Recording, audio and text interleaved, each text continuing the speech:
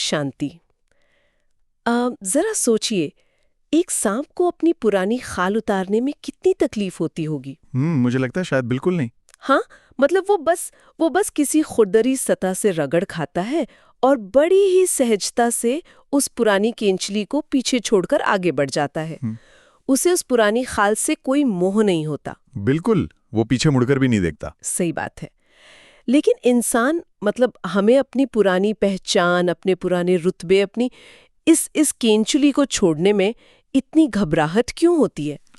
यही तो सबसे बड़ी विडंबना है ना। हाँ, तो आज के इस विशेष विचार सागर मंथन में हम 16 मई 2026 की प्रात मुरली के उन गहरे रहस्यों को डिकोड करेंगे जो हमारी इसी पुरानी केंचुली को उतारने की कला सिखाते हैं। ओम शांति। ये जो सांप की खाल उतारने का चित्र आपने खींचा है ना, ये आज की मुरली का बिल्कुल सटीक आधार है। अक्सर हम लोग आध्यात्मिक ज्ञान को एक बोझ की तरह देखने लगते हैं। हाँ, एक भारी भरकम नियम की तरह। सही कहा। लेकिन आज शिव बाबा ने मुरली में जो बातें कही हैं, वो असल में, मेरा मतलब है, वो हमें हल्का करने की तकनीकें हैं। हमारी जो सबसे पुरानी आदत है, जिसे हम देह अभिमान या बॉडी कॉन्शियसनेस कहते हैं, उसे तोड़े बिना अतीन्द्रिय सुख का अनुभव करना असंभव ही है। और आज के हमारे इस गहन अध्ययन का मिशन भी यही है। हम मुरली के सार, बाबा के प्रश्नोत्तर, धारणा के मुख्य बिंदु, वरदान और स्लोगन की गहराई में उतरेंगे। ये एक डबल कोर्स की तरह होगा आज। बिल्कुल। तो शुरुआती करते हैं उस बहुत ही रोचक और थोड़ी रहस्यमयी कहावत से जो बाबा ने आज इस्तेमाल की है। उन्होंने कहा, मिरुआ मौत, मलू का शिकार। हाँ, ये बहुत ही गहरी लाइन है। मतलब पहली बार सुनने में ये थोड़ा अजीब लग सकता है, लेकिन इसका अर्थ बहुत गहरा है ना? देखो, अगर हम इसकी गहराई में जाएं तो ये कहावत पुरानी दुनिया के खत्म होने और एक नई आध्यात्मिक शुरुआत का प्रतीक है। मिरुआ मौत यानी जो पुरानी देह अभिमान वाली दुनिया है, उसका मरना या पूरी तरह से खत्म होना। अच्छा, और मलू का शिकार का क्या मतलब हुआ यहाँ? मलूक का शिकार का अर्थ है एक फरिश्ता या मलूक बनना। जब तक इंसान अपनी पुरानी आदतों और अपनी देह की पहचान को पूरी तरह से मार नहीं देता ना, तब तक वो फरिश्ते की स्थिति यानी मलूक स्थिति का अनुभव नहीं कर सकता। तो ये कहावत उस घर लौटने की तैयारी की ओर इशारा करती है जो हमें अंदर से करनी है। बिल्कुल, ये कोई बाहरी बदलाव नहीं है, ये पूरी तरह से मानसिक तैयारी है। इसी घर लौटने की बात से मुझे आज की मुरली का वो पहला संदेश याद आ रहा है, जहां बाबा ने कहा है, बहुत गई थोड़ी रही, अब तो घर चलना है। हाँ, ये लाइन तो जैसे एक रिमाइंडर की तरह है। सच में, मतलब ये वाक्य सुनते ही एक अजीब सी राहत भी महसूस होती है कि चलो ये पतित दुनिया का सफर अब खत्म होने वाला है।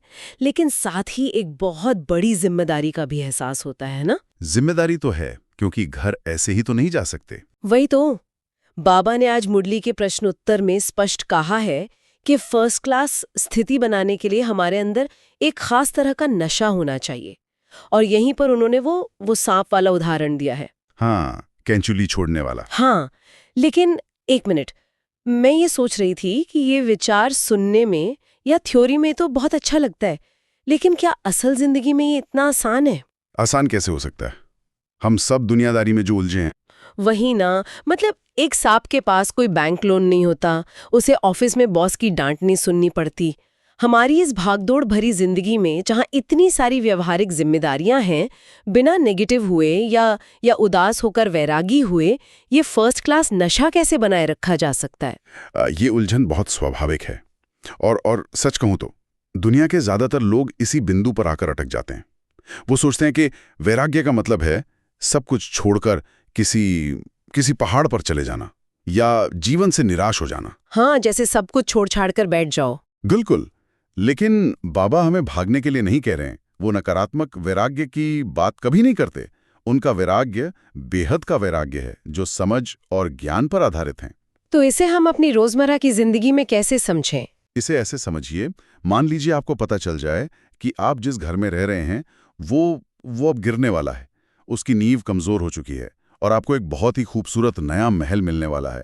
तो क्या आप उस पुराने घर की दीवारों से चिपक कर रोएंगे? बिल्कुल नहीं, मतलब मैं तो खुशी खुशी उसे छोड़ दूंगी। बस यही बात है।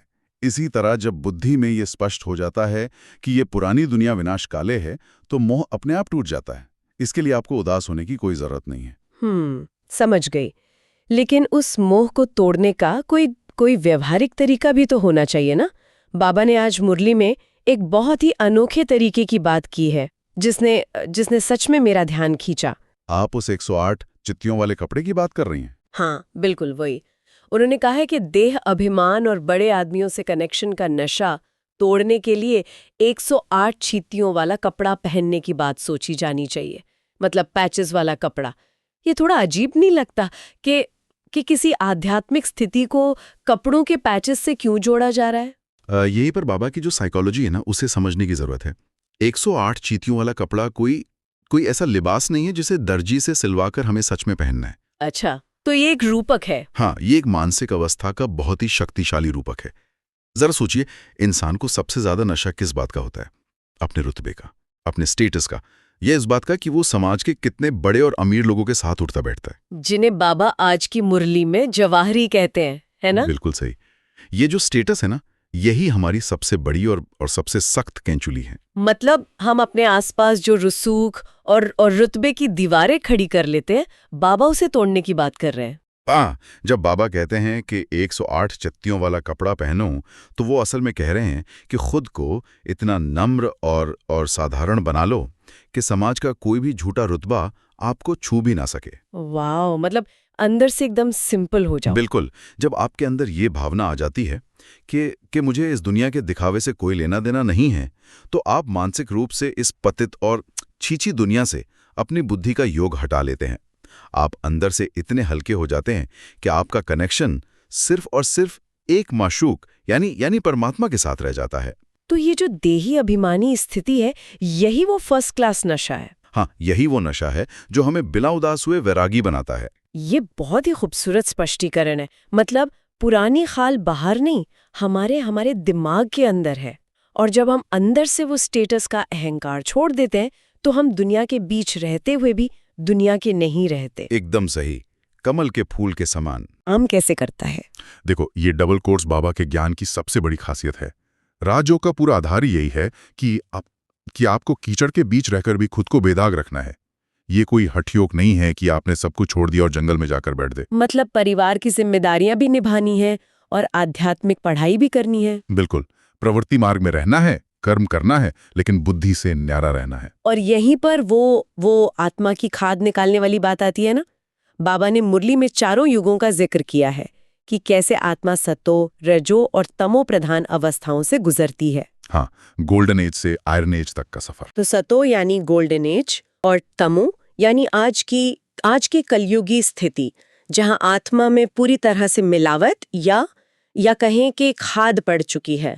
अब मैं सोच रही थी, लोग इस खाद को साफ करने के लिए क्या करते हैं? लोग तो गंगा स्नान करने जाते हैं या तीर्थ यात्रा करते हैं। वही तो। ये तो मुझे बिल्कुल वैसा लगता है जैसे किसी कार के इंजन के अंदर बहुत सारा जंग लग गया हो, उसकी मशीनरी पूरी तरह से जैम हो गई हो, और हम उस कार को ठीक करने के लिए बाहर से पाइप से पानी डालकर उसे चमकाने की कोशिश कर रहे हो। अरे वाह, ये तुलना बिल्कुल सटीक बैठती है। इंजन का जंग बाहरी पानी से कैसे साफ होगा? बिल्कुल नहीं होगा। शारीरिक स्नान से शरीर तो स्वच्छ हो सकता है, लेकिन जो खाद, जो जन्म जन्मांतर के विकार आत्मा के अंदर बैठे हैं, उन तक पानी कैसे पहुंचेगा? इसीलिए तो बाबा ने आज मनमना भव के महामंत्र पर इतना जोर दिया है। तो मनमना भव ही वो असली सफाई है।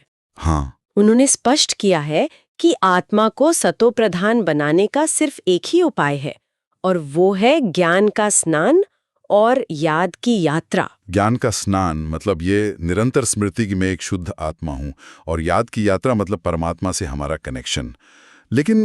लेकिन क्या ये डबल कोर्स करना इतना आसान है? जब हम घर परिवार में रहते हैं तो हजार तरह की बातें होती हैं। बिल्कुल, चुनौतियां तो हर कदम पर हैं। कभी कभी किसी का स्वभाव टकराता है, कभी आर्थिक परेशानियां आ जाती हैं। ऐसे में इस याद की यात्रा को निरंतर कैसे रखा जाए? देखो, ये आसान नहीं है, और इसीलिए बाबा इसे एक स्टूडेंट लाइफ कहते हैं। ये कोई पार्ट टाइम काम नहीं है। एक गृहस्थी को अपने लौकिक कार्य भी करने हैं और पारलौकिक पढ़ाई भी पढ़नी है। दोनों को बैलेंस करना है। जो लोग हठ योग करते हैं वो शरीर को तो साध लेते हैं, लेकिन आत्मा के इंजन की सफाई के लिए जिस परम शक्ति की दरकार होती है ना, वो राजयोग से ही मिलती है। राजयोग सीधे उस जंग पर प्रहार करता है। लेकिन यहाँ एक और दिलचस्प बात जो आज की मुरली में आई है वो भी बहुत अहम है। अब कन्याओं वाली बात कह रहे हैं बाबा ने, कन्याओं की महिमा भी बहुत की है आज। हाँ, बाबा ने कहा कि कन्याएं इस पढ़ाई में बहुत तीखी जा सकती हैं। तो क्या इसका मतलब ये है कि जो गृहस्थ व्यवहार में है वो किसी तरह के नुकसान में है या वो पीछे रह जाएंगे? हम इसे एक मुकाबले की तरह देखने के बजाय हमें इसे मानसिक बैंडविड्थ के नजरिए से देखना चाहिए। मानसिक बैंडविड्थ वो कैसे? देखो, जो कन्याएं हैं उनका बुद्धि योग दुनिया के बहुत सारे बंधनों में अभी उलझा नहीं होता। उनके पास वो परिवार चलाने का या उस तरह का भारी लौकिक बोझ नहीं होता। हाँ, उनकी बुद्धि अपेक्षाकृत फ्री होती है। बिल्कुल। इसलिए वो ज्ञान को बहुत तेजी से ग्रहण कर सकती हैं। और जब वो ज्ञान में आगे बढ़ती हैं तो वो समाज के कई लोगों को लिफ्ट दे सकती हैं, उनका उद्धार कर सकती हैं। और गृहस्थियों के लिए? दूसरी तरफ गृहस्थियों के पास चुनौतियां ज्यादा हैं, उलझनें ज्यादा हैं। लेकिन जब एक गृहस्थी इस डबल कोर्स को सफलतापूर्वक करता है ना, तो उसका पद भी बहुत ऊंचा होता है, क्योंकि उसने सबसे कठिन परिस्थिति में मन मनाभव की स्थिति को पाया है। हाँ, मतलब ये एक बहुत ही संतुलित नजरिया है। चाहे गृहस्थी हो या कन्याएं, अंततः बात उस इंजन की सफाई की ही है। लेकिन जब ये इंजन साफ हो जाता है, जब ये ज्ञान का स्नान अपना काम करने लगता है, तो ये गाड़ी चलती कैसे है? आपका मतलब है कि ये हमारे कर्मों में कैसे दिखता है? हाँ, मेरा मतलब है ये आंतरिक सफाई बाहर हमारे कर्मों में कैसे दिखाई देती है। और ये सवाल मुझे सीधे आज के वरदान की ओर ले चलता है, जिसने मुझे थोड़ा सोचने पर मजबूर कर दिया। अच्छा, वरदान के किस हिस्से ने आपको उलझाया? बाबा ने आज वरदान में कहा है कि हमें कोमलता को कमाल में परिवर्तन कर शक्ति स्वरूप बनना है। उन्होंने कहा कि स्वयं के संस्कारों को बदलने में कोमल बनो, लेकिन कर्म में कभी कोमल नहीं बनना, उसमें शक्ति रूप बनना है। ये बहुत ही गहरा पॉइंट है। मतलब मुझे ये एक बहुत बड़ा विरोधाभास लगता है। अगर मैं ऑफिस में या परिवार में हमेशा शक्ति रूप का एक कवच पहनकर घूमूंगी, तो क्या लोग मुझे कठोर, जिद्दी या अभिमानी नहीं समझेंगे? लचीलापन और ये शक्ति का कवच, ये दोनों आपस में टकराएंगे नहीं? ये एक बहुत ही शानदार सवाल है, और मैं बता दूं कि ज्यादातर लोग इसी जगह आकर अपना संतुलन खो देते हैं। हाँ, एक इंसान एक ही समय में मोम जैसा नर्म और लोहे जैसा सख्त कैसे हो सकता है? हमें लगता है कि शक्ति का मतलब है ऊंची आवाज, कठोर व्यवहार या दूसरों पर हावी होना। लेकिन आध्यात्मिक शक्ति इससे बिल्कुल अलग है। पहले हम कोमलता को समझते हैं। ठीक है। स्वयं के प्रति कोमल होने का मतलब है कि आपके अंदर अपने पुराने संस्कारों को लेकर कोई अहंकार नहीं है। जब परिस्थितियां विपरीत हों या कोई आपको आपकी कमी बताए, तो आप शीशे की तरह टूटे नहीं, बल्कि पानी की तरह अपना आकार बदल लें। अच्छा, तो ये लचीलापन है। बिल्कुल। ये ईर्ष्या, जिद और मैंपन का खत्म होना है। इसे ही बाबा कोमलता कहते हैं। यानी अगर मेरी कोई पुरानी आदत मुझे आगे बढ़ने से रोक रही है, तो मुझे उसे लेकर जिद्दी नहीं होना है। मुझे उसे एक बच्चे की तरह आसानी से छोड़ देना है। ये हुई अपने अंदर की कोमलता। लेकिन फिर वो बाहरी कवच क्या है? बाहरी कवच या शक्ति रूप का मतलब है आपके उसूलों और निश्चय में दृढ़ता। उसूलों में दृढ़ता मतलब बाहर की बातों में नहीं आना है। हाँ, जब आप कर्म क्षेत्र में उतरते हैं, यानी दुनिया के सामने जाते हैं, तो लोग आपको प्रभावित करने की कोशिश करेंगे ही। कोई कहेगा, अरे एक झूठ बोलने से क्या होता है, या थोड़ा सा धोखा तो सब करते हैं आजकल। हाँ, ऐसा तो रोज ही सुनने को मिलता है। बस वहीं पर, वहां आपको पानी की तरह नहीं मुड़ना है। वहां आपको अपने ज्ञान के उसूलों पर लोहे की तरह अडिग रहना है, ताकि माया का कोई भी तीर आपको भेद न सके। समझ गई। अगर आप वहां कोमल पड़ गए, यानी दुनिया वालों के दबाव में आकर आपने अपने आध्यात्मिक सिद्धांतों से समझौता कर लिया, तो आप मायाजीत कभी नहीं बन पाएंगे। कमाल है। मतलब अंदर से एकदम पानी की तरह मोल्डेबल, कोई ईगो नहीं कि मैं ही सही हूं, लेकिन बाहर से ज्ञान और उसूलों का एक अभेद्य कवच। जब ये दोनों चीजें एक साथ काम करती हैं, तो उसे बाबा पास विद ऑनर का सर्टिफिकेट कहते हैं। बिल्कुल सही पकड़ा आपने। और जब ये शक्ति आपके चेहरे और नैन चैन से झलकती है ना, तो वो सबसे बड़ी सेवा बन जाती है, जो कि आज की मुरली का एक और बहुत अहम हिस्सा है, सर्विस या सेवा। हाँ, सर्विस की बात पर बाबा ने आज कुछ बहुत ही व्यवहारिक तरीके बताए हैं, जैसे प्रदर्शनी करना, प्रोजेक्टर का इस्तेमाल करना, गांव-गांव जाकर पैगाम पहुंचाना। लेकिन आज के समय में जब शायद हर कोई गांव-गांव जाकर प्रोजेक्टर नहीं लगा सकता, तो इस संदेश का असली मतलब क्या है? देखो, बाबा का मुख्य उद्देश्य ये है कि ये ईश्वरीय पैगाम हर इंसान तक पहुंचे। माध्यम तो समय के साथ बदल सकते हैं ना। हाँ, आज लोग सोशल मीडिया, इंटरनेट या डिजिटल तरीकों का इस्तेमाल कर सकते हैं। बिल्कुल, लेकिन इन सभी बाहरी सेवाओं के पीछे एक बहुत ही सूक्ष्म और शक्तिशाली सेवा छिपी है, जिसका जिक्र बाबा ने आज के अव्यक्त इशारे में किया है। अव्यक्त इशारा, हाँ, जहाँ बाबा ने कहा है कि अपनी स्थिति को ब्रह्मा बाप के समान अचल, अडोल और एकरस बनाओ। सही का। आप कितनी भी बड़ी प्रदर्शनी लगा लें, लेकिन अगर आपकी अपनी स्थिति में हलचल है, अगर आप छोटी छोटी बातों में घबरा जाते हैं या गुस्सा करते हैं, तो कोई आपकी बात क्यों सुनेगा? बिल्कुल नहीं सुनेगा। लोग तो हमारा व्यवहार देखते हैं। यही बात है, सबसे बड़ी सेवा आपका अपना स्वरूप है। जब दुनिया में चारों तरफ तनाव हो और ऐसे में लोग आपको हर परिस्थिति में शांत, अचल और एकरस देखें, तो वो खुद आपसे पूछेंगे कि आपकी इस शांति का राज क्या है। जिसे ब्रह्मा बाबा ने किया। हाँ, ब्रह्मा बाबा ने यही किया। उनकी उपस्थिति ही, उनका होना ही सबसे बड़ा भाषण था। ये बहुत ही गहरी बात है। हमारी एनर्जी हमारे शब्द से ज्यादा जोर से बोलती है। और इस अचल, अडोल स्थिति को बनाए रखने के लिए शायद बाबा ने आज का स्लोगन दिया। बिल्कुल, आज का स्लोगन तो बहुत ही पावरफुल है। मुझे लगता है ये स्लोगन कोई साधारण वाक्य नहीं, बल्कि आज के पूरे मंथन को लागू करने की एक मस्तकी है। बाबा ने कहा है, त्रिकालदर्शी की सीट पर सेट होकर हर कर्म करो।